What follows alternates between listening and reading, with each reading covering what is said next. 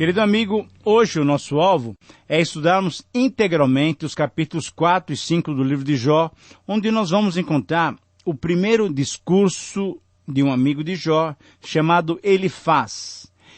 Elifaz responde a Jó às suas queixas e os desejos que ele expressou no capítulo 3, em que claramente ele disse que preferia não ter nascido, que preferia ter nascido morto e que preferia ter morrido para não passar por toda aquela aflição.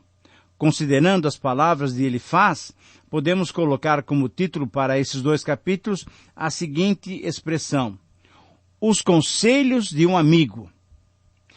Iniciamos esse texto que abrange de 4:1 até 7:21, e nele Elifaz, o Temanita, região de Edom, é o primeiro dos 3 amigos a se pronunciar. Jó tinha esses amigos e eles, a cada momento, vão estar fazendo um diálogo juntamente com Jó, diante de toda essa situação que esse homem, que esse servo de Deus estava passando. Provavelmente, por ser o mais idoso ou o mais sábio, ele faz declarações com bastante propriedades sobre a pessoa de Deus. O texto objeto do nosso estudo, então, é o capítulo 4, 1 até 5:27. Depois nós vamos estudar como é que Deus deu oportunidade também para Jó lhe responder. E isso nós estudaremos no próximo programa, no capítulo 6, 7 a 21. Então, vamos começar a partir desse episódio, vendo a reação de Elifaz às queixas que Jó fez e nós vimos no programa passado. Jó reclama, Jó contesta, Jó se mostra perplexo diante das suas aflições. Mas Elifaz, por ser amigo de Jó, ele é muito educado. Seu modo de falar é bem polido e as suas palavras formam um discurso muito bem estruturado e claramente didático. Na verdade, as suas palavras podem ser consideradas um grande conselho para o seu amigo Jó. Por isso, o princípio desafiador do texto pode ser expresso da seguinte maneira: o verdadeiro amigo é aquele que aconselha o que sofre a submeter-se a Deus para entender a sua vontade. Eu repito, o verdadeiro amigo é aquele que aconselha, é aquele que chega junto daquele que está sofrendo, o aconselha a quê? A se submeter, a submeter-se a Deus para entender a vontade do Senhor, para entender a vontade divina. Então, nesses capítulos, nós vamos encontrar 7 aspectos do conselho que se dá para a compreensão da vontade de Deus. O primeiro aspecto desse conselho é ser composto por uma abertura e uma exortação inicial. Capítulo 4, versículos 1 a 6. Agora, você tem que se lembrar do significado dessa palavra exortação. Exortação não é advertência, não é pegar no pé. Exortação é um estímulo. Muito bem, Elifaz, de todos os amigos, é o mais brando e terno e tentou confortar o seu amigo sem o criticar asperamente, como fizeram depois Bildade e Zofar. Parece que ele não desejava ofender o seu amigo Jó. Ele entende que era uma situação que lhe merecia grande compaixão.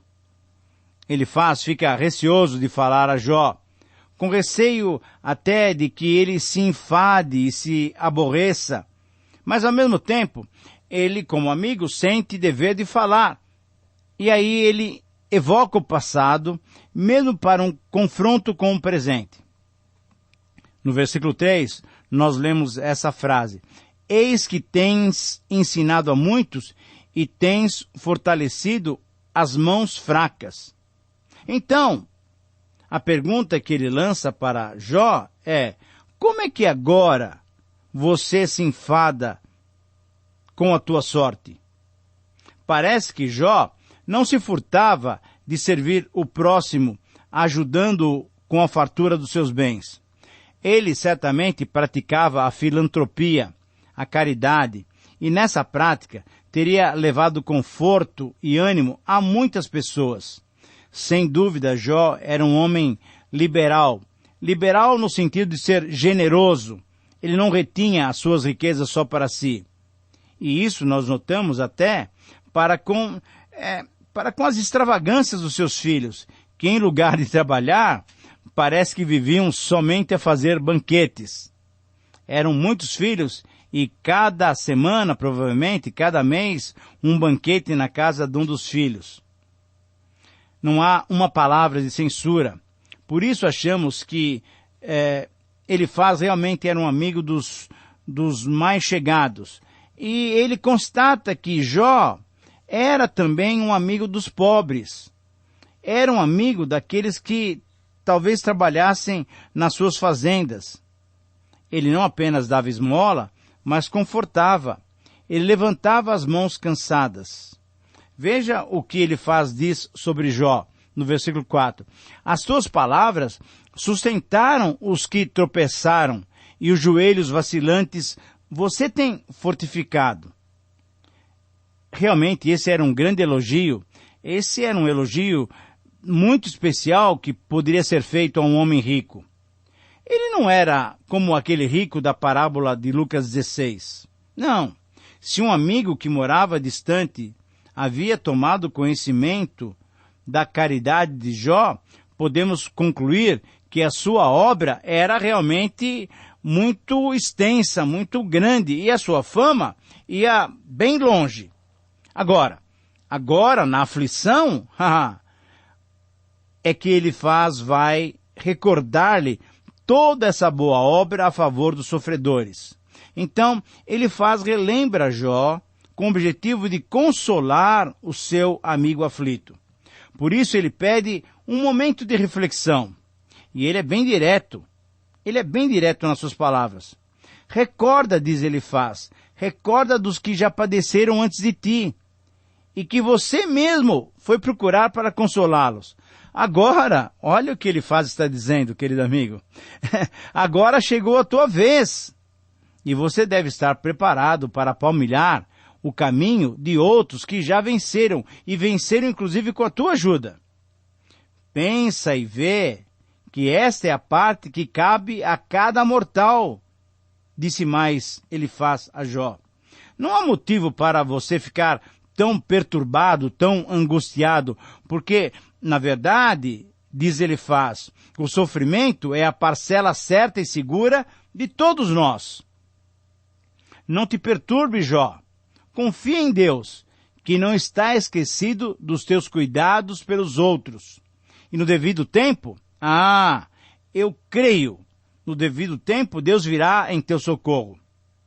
Querido amigo, Jó tinha praticado a beneficência, que atualmente constitui um bom capítulo das atividades de muitas igrejas. Se 1/10 das riquezas do mundo fosse aplicado no socorro aos famintos e doentes, com certeza o mundo viraria sua página de dor e de angústia quando milhões morrem de fome, como acontece em tantos países do mundo e até no interior do nosso país. O sofrimento da humanidade, que era aliviado por Jó, agora estava caindo sobre ele. Porém, quando foi a vez dele sofrer, então Jó se queixou. Elifaz faz com que Jó reflita sobre isso. Por isso, o segundo aspecto desse conselho mostra a maneira pela qual Deus trata os seres humanos. Veja nos versículos 7 a 11 desse capítulo 4. É interessante notar que Elifaz é da escola que pensa que todo sofrimento tem como causa o pecado. Lembra-te, diz ele no versículo 7, acaso pereceu algum justo? Praticamente todo mundo atribui o sofrimento a um pecado qualquer. Segundo a sua teologia, segundo a teologia de Elifaz, o pecado é a causa do sofrimento. Ora, mas, querido amigo, essa não é uma afirmação verdadeira. Muitos justos sofrem por si ou por causa dos outros. Veja bem, o grande caso, o grande exemplo é o do próprio Senhor Jesus. Jesus não tinha pecado e sofreu por causa da humanidade. Ele faz então, continua afirmando, que ainda nenhum reto foi destruído. Ora, mais uma vez, conforme o versículo 7, ele faz, não entendia, não saberia o que iria acontecer posteriormente. Nós temos um justo, alguém que não pecou, que sofreu, um reto que foi destruído, que experimentou a morte, o Senhor Jesus Cristo. Então, essa afirmação, essa teologia de ele faz, de que o pecado é causa do sofrimento, não é uma afirmação totalmente correta. Segundo havia observado, os que semeiam na carne recebem corrupção, e isso é uma verdade. A sua interpretação, porém, ela é muito elástica, a ponto de entender que não pode haver sofrimento sem uma causa. Nas igrejas cristãs, essa doutrina é muito comum. Se alguém adoece, se alguém está aflito, se alguém teve algum infortúnio na vida, então é porque ele pecou. Disse o seguinte: quem semeia ventos, colhe tempestades. Agora, nem sempre esse ditado é verdadeiro. Jó, por exemplo, ele não tinha semeado na carne, ele nem tinha semeado ventos. O seu sofrimento era como o de muitos, um sofrimento sem causa. Mas, veja bem, um sofrimento com um objetivo, o qual ele só foi descobrir no final do livro, que era conhecer a Deus. Os tais que semeiam na carne, que semeiam ventos, com o sopro de Deus, eles são destruídos. Veja o versículo 9. Mas há também muito sofrimento causado que não é punido aqui. Você tem que se lembrar disso. Há um resto de acerto de contas que vão ser feitos lá na eternidade. Até o salmista se queixava de tantos que vivem bem e que nada sofrem. Ora, nada sofrem aqui em vida. O problema do sofrimento do justo só é esclarecido no livro de Jó, e ele não o conhecia. Mas esse conhecimento, essa compreensão do sofrimento do justo, nós vamos conhecer bem posteriormente, quase no final dos estudos do livro de Jó. Perece o leão se lhe faltar presa? Certo que não. E os leõezinhos bramirão por falta de comida? Certamente não. Portanto, se há sofrimento, diz Elifaz, é porque há pecado. Essa é uma ilustração muito interessante. Ele usa os animais para ilustrar essa situação. A figura é bem feita, mas não responde a todos os casos. Há sofrimento, sim, sem pecado. Como haverá algum bramido de leão sem fome? Para Elifaz, a morte violenta só vem para os maus. E se ele não estava errado, então Jó não deveria morrer assim. Porém, essa, novamente, nós dizemos, não é a regra geral. Tem exceções. Por isso, o terceiro aspecto desse conselho é ser baseado numa revelação direta dos céus. Capítulo 4, versículos 12 a 17. Pretende criticar Jó pela sua falta de confiança em Deus. Então, conta uma visão que ele teve e que não sabia nem explicar como ele tivera. No meio ou durante a visão, ele ouviu uma voz que dizia: seria um mortal justo diante de Deus? E ainda uma outra pergunta: seria acaso o homem puro diante de Deus do seu Criador? Não. É a resposta para as duas questões. Na verdade, não há justo nenhum sequer. E Paulo diz isso muito claramente lá em Romanos capítulo 3, versículo 10. Não há justo nenhum sequer. Paulo responde essa pergunta, responde essas questões de um modo cabal. Não há justo. Não há justo. O homem não é justo. Seria mortal justo diante de Deus? Não, o homem mortal não é justo. Seria acaso o homem puro diante de Deus? Não, o homem não é puro diante de Deus. Elifaz também acreditava nessa doutrina. E Jó, com certeza, não a negaria. Jó jamais pretendeu ser mais justo do que Deus, e os seus queixumes, as suas queixas, não levavam a essa conclusão. Em todo o seu arrazoado de sofredor, nunca o ouvimos comparar-se ao seu Criador. O argumento de Elifaz, mesmo sendo bem feito, não responde ao problema de Jó, que não se julgava merecedor do sofrimento que o Criador lhe mandava. De qualquer maneira, o argumento tem o seu valor, mesmo não se aplicando a Jó, pois ninguém é justo, nenhum sequer, ninguém é perfeito. Só Deus é justo, mesmo que nem sempre entendamos a aplicação da sua justiça, o fato permanece, ele é justo. Ora, de igual modo, só Deus é perfeito, nele não há imperfeição. De outro modo, não seria Deus. Só Deus é absolutamente justo e perfeito. E o fato de Deus atribuir falhas ou imperfeições aos seus anjos, então, em relação a nós, seres humanos, certamente Ele sabe que nós não somos justos nem puros. A absoluta perfeição divina é bem destacada por Elifaz, e nisto ele revela grande conhecimento teológico a respeito dos atributos de Deus. Porém, parece que Elifaz não entendeu as palavras de Jó. Jó não tinha culpado a Deus e nem questionou a Deus, mas apenas expressou os seus sentimentos. Por isso, então, o quarto aspecto desse conselho mostra que o destino dos maus é a ruína. Capítulo 4, versículos 8 a 21. Como Elifaz, argumentando com Jó, queria comprovar a sua tese ser verdadeira. Veja bem, Elifaz disse que ele tinha tido uma visão. Agora, como é que Elifaz teria tido essa visão? Ele não sabe nem dizer, apenas fala que teve uma visão noturna quando o profundo do sono cai sobre os homens. E ele fala de um espírito que passou diante dele. Querido amigo, as visões eram costumeiras nos tempos antigos e eram sempre oportunidades de comunicação divina aos seus servos.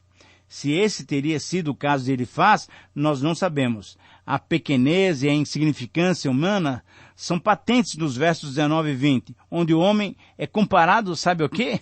Veja na sua Bíblia aí, há uma traça que se esmaga facilmente. Nascem de manhã e de tarde estão mortos, estão destruídos. Será que não há uma semelhança com Tiago 4,14? Parece que sim. Lá como aqui, o homem é comparado a uma névoa. Aquelas névoas que cobrem o vale pela manhã, mas que em vindo o sol, logo se desfaz. Morrem e não atingem a sabedoria. Isso é o que Jó fala no versículo 21. Elifaz, na verdade, é que fala no versículo 21. Jamais alguém alcançou o ápice do saber. Uma geração vai e outra vem, recebendo o patrimônio deixado, mas o grau supremo do saber, só Deus o possui. O que Elifaz deseja ensinar é que somos mesmos quase nada. E nesta insignificância, devemos aceitar calmamente aquilo que Deus permite que passemos.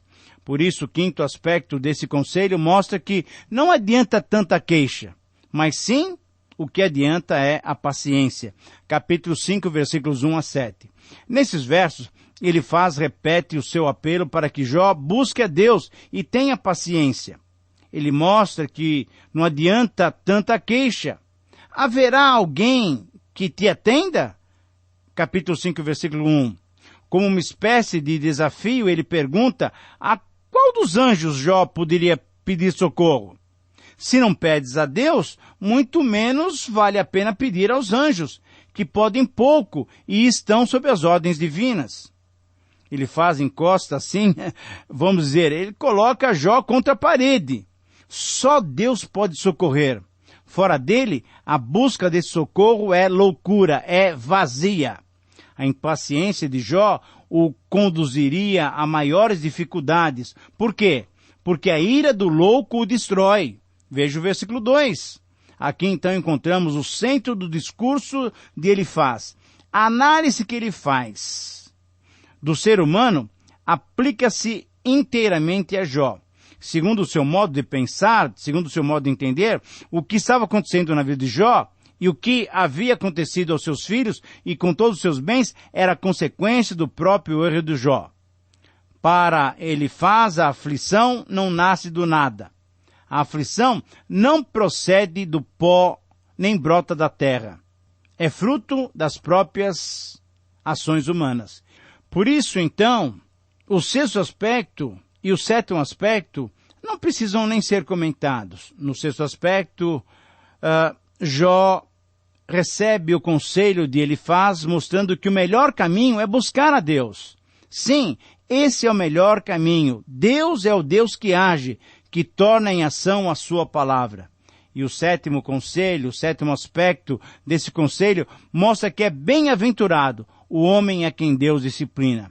Essa é a verdade que o autor da carta de Hebreus diz lá no capítulo 12, versículo 6. Diante disso, então, era o caso de Jó se considerar como filho de Deus, porque estava sob sua disciplina. Jó não entendia o que estava passando, mas Elifaz continua aconselhando a Jó que aceitasse a disciplina do Senhor Todo-Poderoso. Querido amigo, estamos chegando ao final do nosso programa e eu quero realmente lhe recomendar que entenda por que o Senhor tem feito isso. E se não entender, porque provavelmente você não vai entender, aceite, sabendo que Deus tem coisas especiais para tratar com você. Que Deus o abençoe, que Deus abençoe a cada um de nós a reagirmos corretamente diante das provações. Um grande abraço e até o próximo programa.